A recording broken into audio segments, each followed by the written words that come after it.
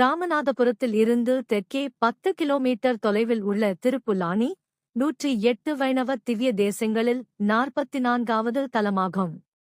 இங்குள்ள மூலவர் ஆதிஜெகநாத பெருமாள் என்றும் தாயார் பத்மாசனி என்றும் அழைக்கப்படுகின்றனர். தசரதர் புத்திர பாக்கியத்திற்காக வழிபட்ட பெருமை வாய்ந்த இக்கோயில் கம்பராமாயணம் மற்றும் திருமங்கை ஆழ்வாரால் பாடப்பெற்ற புகழ் பெற்றது. இத்தலத்தில் மூலவரான ஸ்ரீராமன் புல்லின் மீது சயனித்த கோலத்தில் காட்சியளிக்கிறார். இலங்கை செல்ல வழி வேண்டி கடலை நோக்கி தர்ப்பை புல்லின் மீது ராமர் தவம் செய்த தலம் இதுவாகும். இக்கோயிலில் இருந்து சுமார் 4 கிலோமீட்டர் தொலைவில் சேதுக்கரை அமைந்துள்ளது. ராமர் இங்குதான் சேது அணையைக் கட்டத் தொடங்கினார் என்பது ஐதீகம்.